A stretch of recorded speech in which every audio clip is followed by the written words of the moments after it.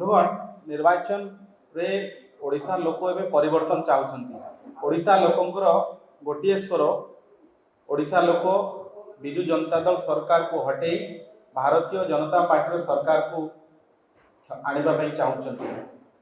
एवं ओडिशा प्रथम पर्याय निर्वाचन सरी आउ तीनोटी पर्यायर निर्वाचन हवा को जाऊँ। एतिक बेले विभिन्न गणमाध्यम रे जो सब कथा प्रकाशित होउछि, जो बड़ी भाव में शासक दल खुलम खुला टंका बांटुची आउ सेमानकर कोटी कोटी टंका धरा पड़ुची, एक कथा प्रमाणित करुची जे बिजु जनता दल कोट ना कोठी कला टंका को व्यवहार करिकरी जनमत को प्रभावित करने पे चाहूँगी। 2 दिन तले जाजपुर जिलार ठिकादार निहार मांधातांकर गोटे कार भितरु 5 कोटी टंका जबत है। ए निहार मांधाता किए? जो निहार मांधाता बिजु जनता दल जी संगठन साधारण संपादक अच्छा बबी दास खास अनुगत एवं से मध्य जो जाजपुर जिलार जो पहाड़ केलेंकारी जो हजार हजार कोटी टंकार लुटपाट होती जाजपुर जिले में से ठिकादार निहार बाबूंर हाथ अच्छी एवं ये जो कला टंका 5 कोटी टंकार जबत है ये जाऊला कोरई को।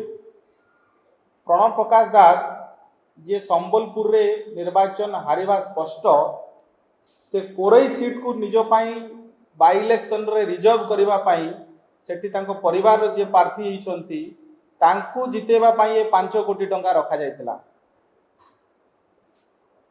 एवं जो निहार मांधाता जी अनेक सरकारी ठिका पाई काम अनेक तांकर दुर्नीति रे अभियोग अच्छी पहाड़ केलेंकारी रे यही जो कला टंका को व्यवहार करिकरी प्रणव प्रकाश दास निर्वाचनी बैतरण पारिबा चाहते टंका बल जमती राहुल गांधी आमेथी हारला परे वायनाड गले एबे वायनाड हारिबा एबे पुणी रायबरेली को आसमती बबी बाबू जाजपुर हारिबा भୟରେ संबलपुर को गले आ संबलपुर हारिबा भୟରେ एबे कोरई को आसछंती आ कोरई रे टंका बांटुछंती ठिकादार मानक द्वारा।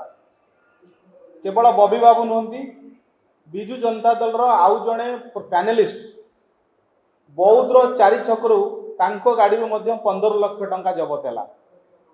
4 घंटा काल से थाना रे अटक रहिले से सफेई दे पाला ना टंका कुआड नहीं जाउथिले से निर्वाचन प्रचार पाई जाइथिले। एकथा मध्य स्पष्ट जे बौद्ध रे मध्य बिजु जनता दल टंका बांटिक धरा पड़ला।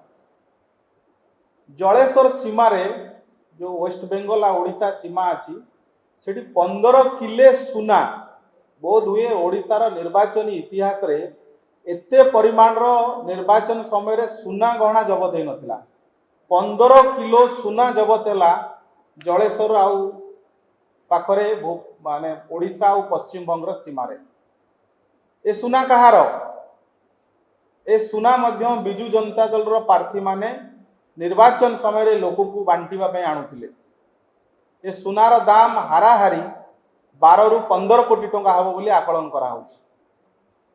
प्रदीप माझींकर गोटे वीडियो सामाजिक गणमाध्यम रे प्रसारित होइछि जो प्रदीप माझी चौक रे बसचंदी तांको पाखरे तांको दलर जने वरिष्ठ नेता त्रिनाथ भट्ट से टंका बांटुछंदी। आमे जो 4टी उदाहरण देलु ए उदाहरण सर्वसम्मुख रे अछि। ए उदाहरण होछि जो बिजु जनता दल टंका बांटिबा बेले बा टंका नौथिला बेले धरा पड़िछि।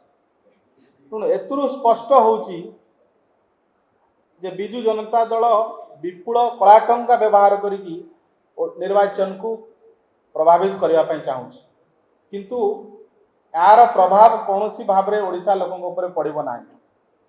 ओडिशा लोक निष्पत्ति नैछंती जे बीजेडी रो टंका पछे नेबे भोट किंतु भारतीय जनता पार्टी को देबे, कारण लोक बुझी सारिलेनी ए टंका होची जो 5T ना रे जो लुटा हितिबा ओडिशा लोकंगर टिकस पैसा को विभिन्न ठिकादार माध्यम रे विभिन्न योजना माध्यम रे जो लुटपाट कराई ये हूँ से टंका ये हूँ लोकों पैसा बीजेडी या कला टंका करी बांटा चाहूँ।